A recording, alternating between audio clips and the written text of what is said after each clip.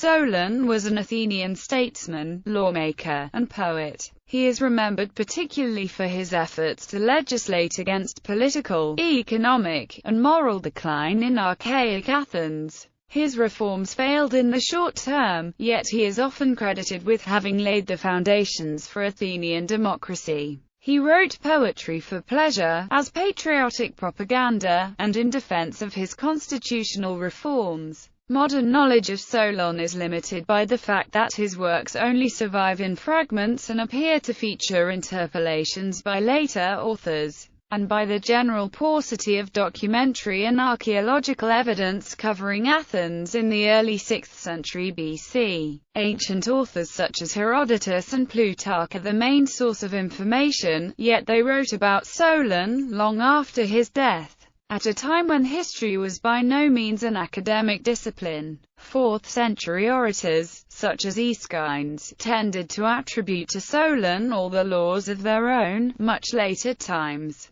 Biography. Solon was born in Athens around 638 BC. His family was distinguished in Attica as they belonged to a noble or Eupatrid clan, although only possessing moderate wealth. Solon's father probably was Execustides. Solon's lineage, therefore, could be traced back to Codrus, the last king of Athens. According to Diogenes Laertius, he had a brother named Dropides who was an ancestor of Plato. According to Plutarch, Solon was related to the tyrant Pisistratus, for their mothers were cousins. Solon was eventually drawn into the unaristocratic pursuit of commerce. When Athens and Megara were contesting for the possession of the Salamis island, Solon was given leadership of the Athenian forces. After repeated disasters, Solon was able to increase the morale and spirits of his body of troops on the strength of a poem he wrote about the islands. Supported by Pisistratus, he defeated the Megarians either by means of a cunning trick or more directly through heroic battle around 595 BC. The Megarians, however, refused to give up their claim to the island. The dispute was referred to the Spartans, who eventually awarded possession of the island to Athens on the strength of the case that Solon put to them. According to Diogenes Laertius, in 594 BC, Solon was chosen archon or chief magistrate.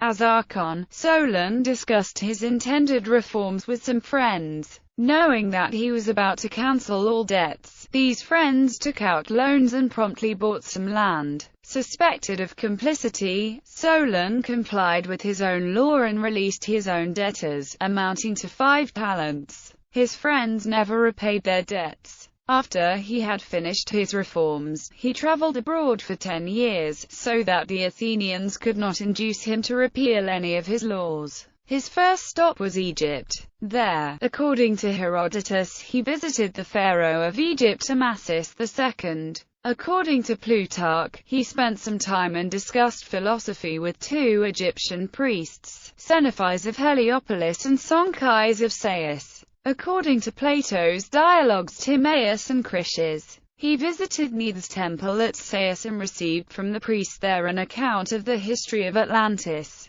Next, Solon sailed to Cyprus, where he oversaw the construction of a new capital for a local king, in gratitude for which the king named it Soa. Solon's travels finally brought him to Sardis, capital of Lydia. According to Herodotus and Plutarch, he met with Croesus and gave the Lydian king advice, which however Croesus failed to appreciate until it was too late. Croesus had considered himself to be the happiest man alive, and Solon had advised him, "Count no man happy until he be dead." The reasoning was that at any minute, fortune might turn on even the happiest man and make his life miserable. It was only after he had lost his kingdom to the Persian king Cyrus, while awaiting execution, that Croesus acknowledged the wisdom of Solon's advice. After his return to Athens, Solon became a staunch opponent of Pisistratus. In protest and as an example to others, Solon stood outside his own home in full armor, urging all who passed to resist the machinations of the would-be tyrant. His efforts were in vain. Solon died shortly after Pisistratus usurped by force the autocratic power that Athens had once freely bestowed upon him. He died in Cyprus at the age of 80 and, in accordance with his will, his ashes were scattered around Salamis, the island where he was born. The travel writer Pausanias listed Solon among the 7 sages whose aphorisms adorned Apollo's temple in Delphi.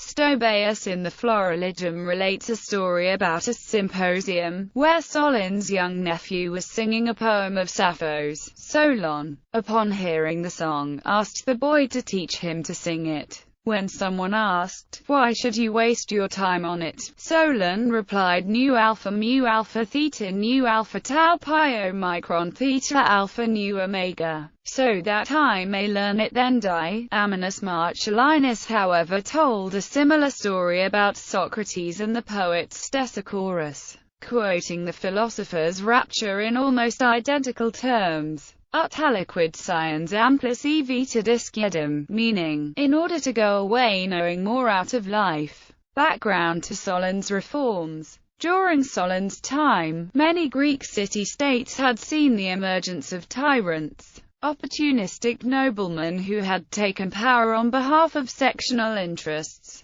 In Sicyon, Cleisthenes had usurped power on behalf of an Ionian minority. In Megara, Theagenes had come to power as an enemy of the local oligarchs. The son-in-law of Theagenes, an Athenian nobleman named Solon, made an unsuccessful attempt to seize power in Athens in 632 BC. Solon was described by Plutarch as having been temporarily awarded autocratic powers by Athenian citizens on the grounds that he had the wisdom to sort out their differences for them in a peaceful and equitable manner. According to ancient sources, he obtained these powers when he was elected eponymous archon. Some modern scholars believe these powers were in fact granted some years after Solon had been archon, when he would have been a member of the Areopagus and probably a more respected statesman by his peers. The social and political upheavals that characterized Athens in Solon's time have been variously interpreted by historians from ancient times to the present day. 2 contemporary historians have identified 3 distinct historical accounts of Solon's Athens, emphasizing quite different rivalries: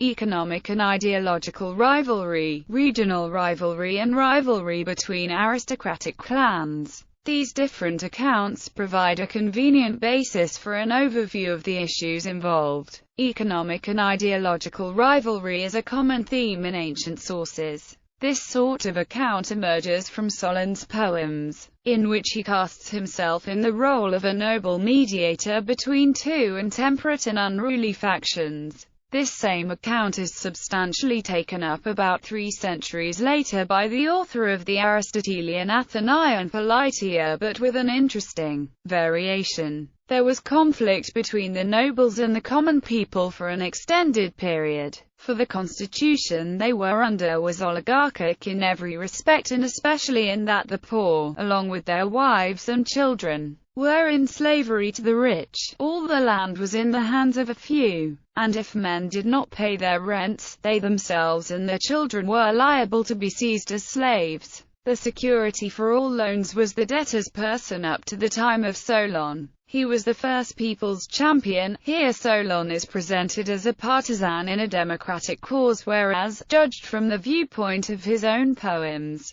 he was instead a mediator between rival factions. A still more significant variation in the ancient historical account appears in the writing of Plutarch in the late 1st, early 2nd century AD. Athens was torn by recurrent conflict about the constitution. The city was divided into as many parties as there were geographical divisions in its territory. For the party of the people of the hills was most in favor of democracy, that of the people of the plain was most in favor of oligarchy, while the third group, the people of the coast, which preferred a mixed form of constitution somewhat between the other two, formed an obstruction and prevented the other groups from gaining control. Regional rivalry is a theme commonly found among modern scholars. The new picture which emerged was one of strife between regional groups, united by local loyalties and led by wealthy landowners. Their goal was control of the central government hit Athens and with it dominance over their rivals from other districts of Attica. Regional factionalism was inevitable in a relatively large territory such as Athens possessed. In most Greek city-states, a farmer could conveniently reside in town and travel to and from his fields every day. According to Thucydides, on the other hand, most Athenians continued to live in rural settlements right up until the Peloponnesian War. The effects of regionalism in a large territory could be seen in Laconia, where Sparta had gained control through intimidation and resettlement of some of its neighbors and enslavement of the rest.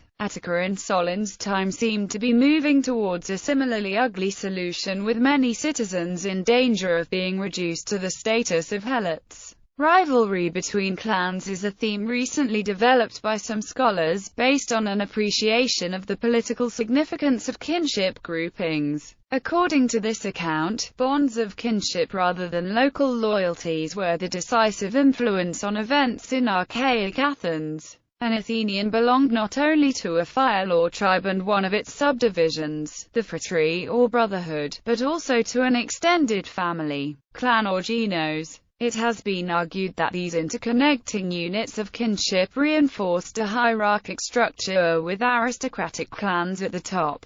Thus rivalries between aristocratic clans could engage all levels of society irrespective of any regional ties. In that case, the struggle between rich and poor was the struggle between powerful aristocrats and the weaker affiliates of their rivals, or perhaps even with their own rebellious affiliates. The historical account of Solon's Athens has evolved over many centuries into a set of contradictory stories, or a complex story that might be interpreted in a variety of ways. As further evidence accumulates, and as historians continue to debate the issues, Solon's motivations and the intentions behind his reforms will continue to attract speculation.